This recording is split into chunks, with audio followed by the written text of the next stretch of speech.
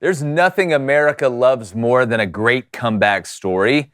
And this morning, the Pac-12 took a huge step in that direction after announcing they're going to add Colorado State, Boise State, Fresno State, and San Diego State, basically every school out there with state in the name, to the lone survivors of Washington State and Oregon State. Now, they need 2 more members to qualify as a full conference, and that's going to happen. There's some teams out there that are looking at. But the reality is, having the Pac-12 back to full capacity or close is a great thing for college football in general, and the universities who have been added as they go from the duplex to the suburbs is also fantastic. If you truly love college football, you want people to love the game from coast to coast and border to border. We want to see teams elevate their status and be put on a more national stage, which will do nothing but grow the game we love even more. Yes, this does hurt the Mountain West, but they're going to get over $111 million in exit fees, and now they're going to have the chance to elevate some teams to higher levels from lower divisions like, I don't know, North Dakota State, some others. See, college football is a savage ecosystem. We all know that. But we have now seen the Big 12 bounce back from the dead, and hopefully the Pac-12 is on their way to doing the same thing. And this time, hopefully they've learned from their previous mistakes, and they can take a more efficient approach to growing the Pac-12 brand the right way.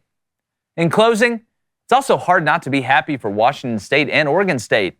They weren't allowed into the dance before, and they were kind of like the last kid that gets picked in dodgeball at PE. But their patience and resilience may pay off just yet. Now, the Pac-12 will never be what it was, but at least it will be, and I, for one, am rooting for them. David Cone, former Michigan quarterback, my brother, former Western State, Colorado wide receiver, Blaine Crain. We talked about the teams they added, David.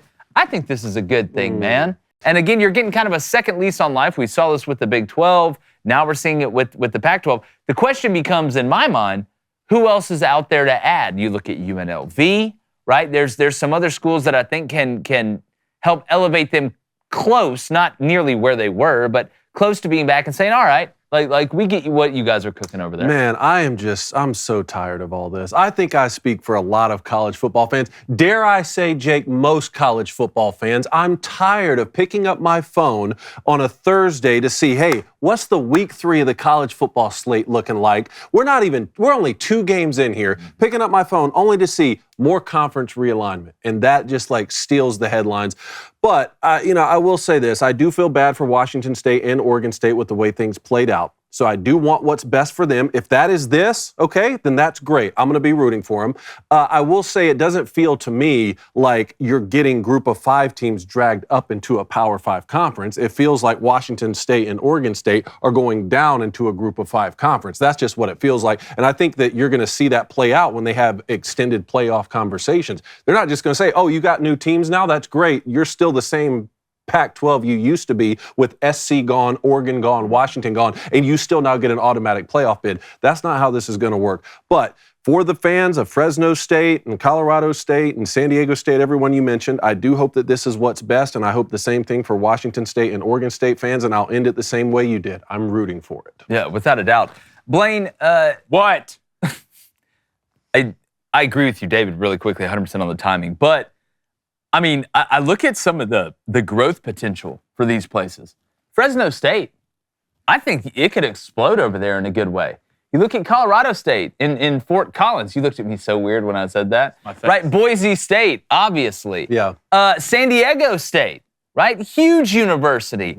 This isn't going out and getting, Bishop Sycamore and just throwing them in there and saying, all right, I don't know how much potential you got, but we had to add somebody. Then you think about possibly a UNLV, you think about a Memphis, even maybe Cal or Stanford going back, which I think would be the right move. I think they would probably agree as well. I love what this does for some of these places. I mean, it's not like the growth potential is on the short side. Fresno State, let's go get it, man. It just feels like they got all the kids who sit alone at the lunch table and decided to put them at one table.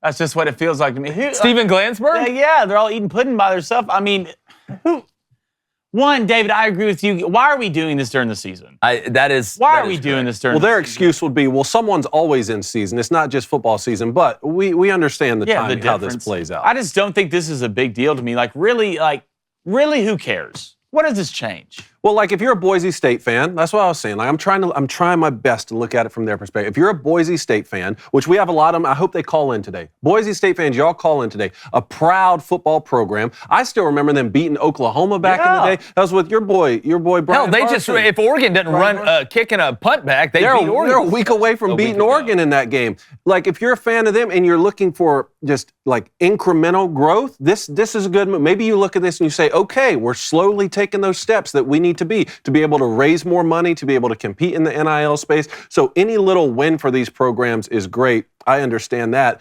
They still don't even meet the minimum. Correct me if I'm wrong, Jake. Yeah, what is it? I think they need 2 more. I think it's 8. So what happens now? You add 2 more to meet the minimum, and then are they going to be considered? Are we now back to Power 5? I've never seen this before. Yeah. Like it's not like the Big 12 lost to everybody and then went down to 2 teams and had to rebuild it. We haven't seen this exercise before. I honestly don't know. Do I think that they should be considered if they add, let's say, Memphis and UNLV? Like, let's just say they add 2 to get to 8. Should they be considered a power conference? I don't think so. I don't. But what I do like, and again, to kind of go against what you're saying, Blaine, it's not a big deal for everybody. It's not a big deal for the top dogs. But this, I don't know how you look at this and don't think it's a good thing. Because people say, well, the Mountain West, that they just got gutted. Well, now the Mountain West can pull up some other teams that can elevate them as well. So I haven't seen this ground ball get run out before. I don't know what exactly you have to do to be considered a power conference because, I mean, you look at the teams, the AAC has enough teams. Why aren't they considered a power conference, right? The Sun Belt's got enough teams. Why aren't they? So it's not the number of teams. No. It's obviously who they are. Is it budgetary, whatever? I don't know the answer to that. But what I do like is that the Pac-12 has a chance to kind of revive, a chance to rebuild, hopefully rebuild the right way, and I just don't see how that can be a bad. Also, the last comment here, I couldn't care any less what people call a power conference versus a group of 5 conference. Well, do you get an automatic spot? Like we say this all the time. I would take. That's where I'm going. That's where, with this, right? yeah. Like I'll take a lot of group of 5 teams to beat Power 4 teams any weekend. We do our locks, leans, and dogs every week. But if it's going to have an impact on how the college football playoff plays out, and you're going to have an automatic spot here, or you're in the first 4 and you get a first round bye, or are you considered a group of 5 team that gets an automatic qualifier? Then it does matter what you're labeled, right? Yeah, it's 100%. That's the biggest thing about this whole deal. How will this affect going forward? Who gets in?